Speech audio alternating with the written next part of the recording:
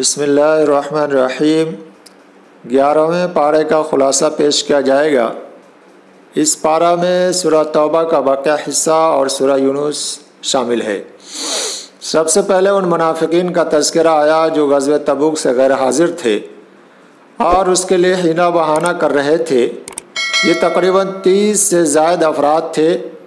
ان کے متعلق اللہ کے رسول صلی اللہ علیہ وسلم کو پہلے ہی بتا دیا گیا تھا کہ جب آپ پہنچیں گے تو یہ لوگ آپ کے پاس حیلہ بہانہ کریں گے، عذر پیش کریں گے۔ آپ ان سے کہہ دیجئے کہ تمہاری ساری خبر سے اللہ نے باخبر کر دیا ہے، سارے احوال بیان کر دیے ہیں، آپ ان سے درگزر کیجئے گا، ان لوگوں کا ٹھکانہ جہنم ہے۔ اس کے بعد اللہ تبارک و تعالیٰ نے سابقون الاولون کا تذکرہ کیا کہ وہ صحابہ جنہوں نے سب سے پہلے اسلام قبول کیا، جان و مال کی قربانی پیش کی، اللہ ان سے راضی ہے اور وہ لوگ اللہ سے راضی ہیں، ان لوگوں کے لیے جنت ہے۔ اس کے بعد اللہ تعالیٰ نے شہری منافقین اور دیہاتی منافقین کا تذکرہ کیا کہ شہری منافقین چکنی چپڑی باتیں کرتے ہیں، عہدے اور منصب کے لالچی ہوتے ہیں، تھوڑے سے عہدے مل جائیں تو وہ خوش ہو جاتے ہیں۔ اس کے الٹ دیہاتی منافقین جو ہوتے ہیں بڑے اجٹ اور گوار قسم کے ہوتے ہیں، یہ بڑے سخت ہوتے ہیں، خرچ کرنے میں بھی بخیل ہوتے ہیں۔ اللہ ایسے لوگوں کے درمیان بھی کچھ اچھے مسلمان پیدا کرتا ہے اور اس میں کچھ اچھے مسلمان بھی ہوتے ہیں۔ اس کے بعد اللہ تعالیٰ نے ان کمزور مسلمانوں کا تذکرہ کیا جو غزوہ تبوک میں شریک تو نہ ہو سکے، لیکن بعد میں انہوں نے اپنی کوتاہی اور کمی کا اعتراف کیا تو اللہ نے ان سے کہا کہ توبہ کریں اور صدقہ دیں، اور ساتھ ساتھ اللہ کے رسول صلی اللہ علیہ وسلم سے کہا گیا کہ آپ ان کا صدقہ قبول کریں اور ان کے لیے دعائیں بھی کرتے رہے، دعا ان کے لیے رحمت ہے۔ اس کے بعد مسجد ضرار کا تذکرہ آیا۔ یہ وہ مسجد ہے جو منافقین نے بنائی تھی، جس کا مقصد اسلام کو نقصان پہنچانا، مسلمانوں میں اختلاف اور عداوت پیدا کرنا تھا، پھوٹ ڈالنا تھا، اور گویا ایک طریقے سے خفیہ اڈہ تھا۔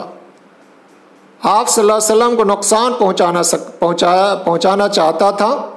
اللہ نے آپ کو منع کر دیا کہ آپ وہاں نہ جائیں۔ صحابہ کو بھیج کر اللہ کے رسول صلی اللہ علیہ وسلم نے اس مسجد کو گرا دیا اور اس میں آگ لگوا دیا۔ اس کے بعد اللہ نے کہا کہ سب سے بہترین مسجد وہ ہے جس کی بنیاد تقوی پر ہو۔ اس کے بعد اللہ تعالیٰ نے منافقین کے تذکرے کے بعد مومنین کا تذکرہ کیا اور کہا کہ انہوں نے اپنی جان کو جنت کے بدلے خرید لیا ہے۔ اللہ تعالیٰ نے ان کے 8 صفات بیان کی: توبہ کرنے والے، عبادت گزار، حمد کرنے والے، روزہ رکھنے والے، رکوع اور سجدہ کرنے والے، امر بالمعروف اور نہی عن المنکر کرنے والے، اللہ کے حدود کی حفاظت کرنے والے۔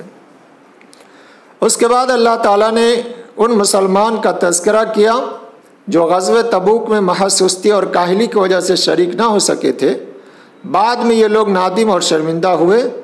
تقریباً یہ 10 لوگ تھے۔ اللہ کے رسول صلی اللہ علیہ وسلم کی واپسی کے بعد 7 لوگوں نے اپنے آپ کو مسجد نبوی کے ستون سے باندھ لیا کہ جب تک اللہ کے رسول صلی اللہ علیہ وسلم معاف نہیں کریں گے اس وقت تک ہم یہاں سے نہیں جا سکتے۔ ان کے درمیان 3 صحابہ ایسے تھے جو وہ مسجد میں نہیں آئے۔ ان میں کعب بن مالک، ہلال بن امیہ، مرارہ بن ربیع شامل تھے۔ ان تینوں صحابہ کا بائیکاٹ کروا دیا گیا، اور اس سماجی بائیکاٹ کے زمانے میں کوئی صحابی نہ ان سے کوئی بات کرتا نہ سلام کرتا۔ خود کعب بن مالک رضی اللہ تعالیٰ عنہ کہتے ہیں کہ ایسی سبکی ہوتی تھی لگتا تھا کہ اپنی جان کو ہلاک کر رہے۔ کبھی کبھی مسجد آتا، نماز پڑھتا اور کنکھیوں سے دیکھتا کہ اللہ کے رسول دیکھ تو نہیں رہے، لیکن اللہ کے رسول بالکل توجہ نہیں دیتے، صحابہ بھی منہ موڑ چکے تھے۔ اسی درمیان پھر اللہ تعالیٰ نے ان لوگوں کی توبہ قبول کی اور اللہ تعالیٰ نے تینوں کو بعد میں معاف کر دیا۔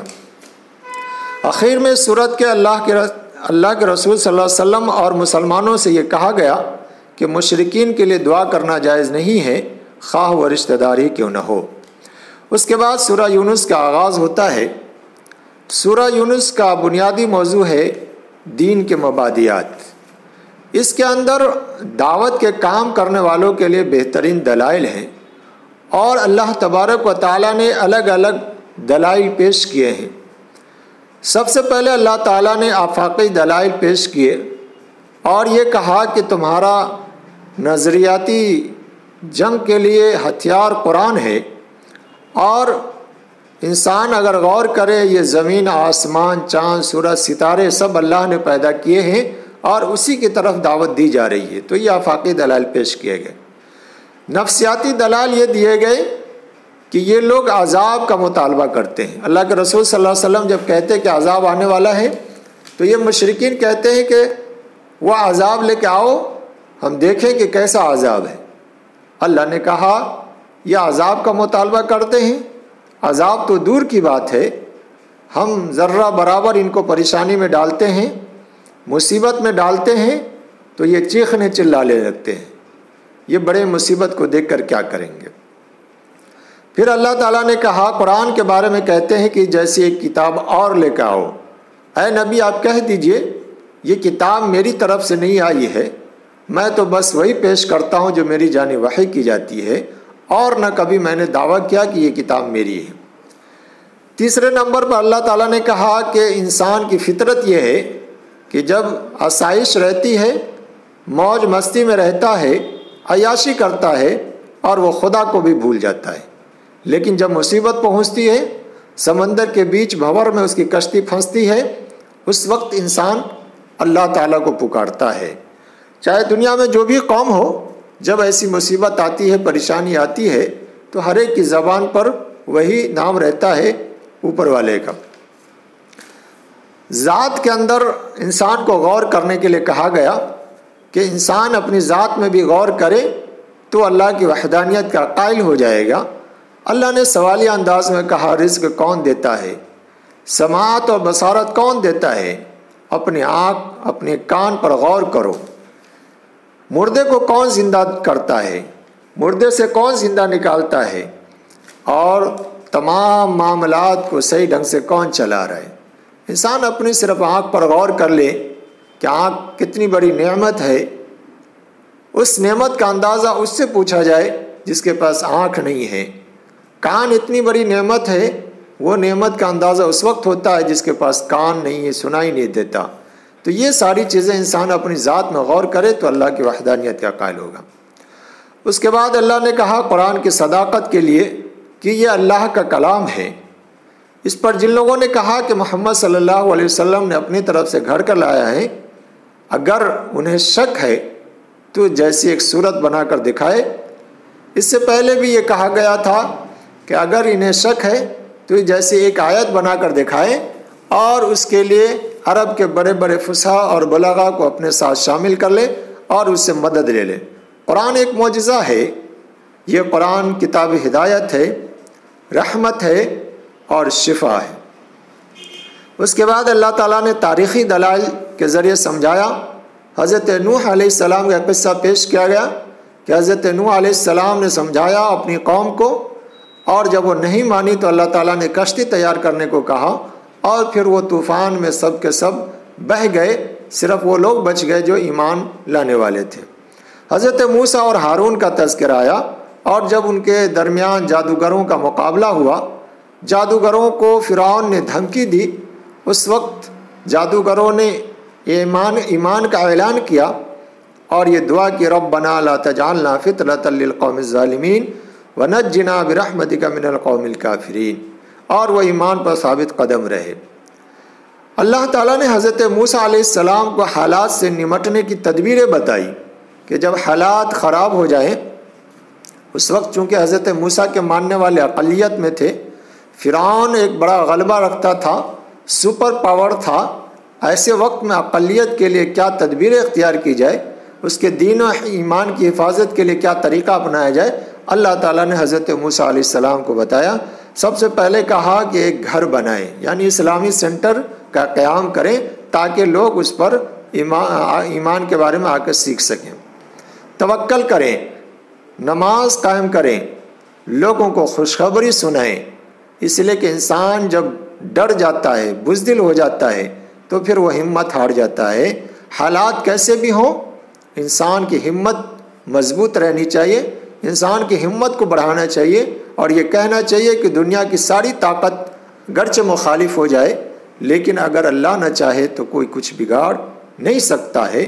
یہ وہ چیزیں ہیں، ان مع العسر یسرا، ہر پریشانی کے بعد آسانی آتی ہے، یہ چیزیں انسان کو ہمیشہ پیش نظر رکھنا چاہیے۔ اللہ تعالیٰ نے حضرت موسیٰ علیہ السلام کو جو تدبیر بتائی، آج بھی مسلمانوں کے لیے وہی تدبیریں ہیں کہ جو اقلیت میں ہیں اور حکومت کے ظلم کو سہ رہے ہیں۔ اس کے بعد اللہ تعالیٰ نے حضرت یونس علیہ السلام کے قوم کا تذکرہ کیا کہ اللہ کا دستور یہ رہا ہے کہ اب تک جتنے انبیاء آئے، جب ان کی قوموں نے ان کو جھٹلایا، اللہ تعالیٰ نے ان کو عذاب میں گرفتار کر لیا۔ لیکن حضرت یونس علیہ السلام جب اپنی قوم سے نکل گئے، کشتی میں سوار ہوئے، دریا کے حوالے ہو گئے، مچھلی کے پیٹ میں گئے اور پھر وہاں دعا کرنے کے بعد اللہ تعالیٰ نے وہاں سے نکال دیا۔ اسی بیچ جب عذاب کو دیکھا ان کی قوم نے تو رو رو کر گر گرا کر دعا کی کہ اللہ اب ہم ایمان لے آئیں گے، تو اللہ تعالیٰ نے ان کے عذاب کو ہٹا لیا۔ اسی طرف اللہ نے اشارہ کیا کہ صرف یونس علیہ السلام کی قوم کے اوپر عذاب جو آنے والا تھا اس عذاب کو روک دیا گیا ہے۔ اس لیے انسان اگر اللہ سے دعا کرے تو اللہ تعالیٰ اس کی غلطیوں کو معاف کرتا ہے اور اس کے توبہ کو قبول کرتا ہے۔ اللہ تعالیٰ ہم تمام لوگوں کو اس پہ عمل کی توفیق عطا فرمائے۔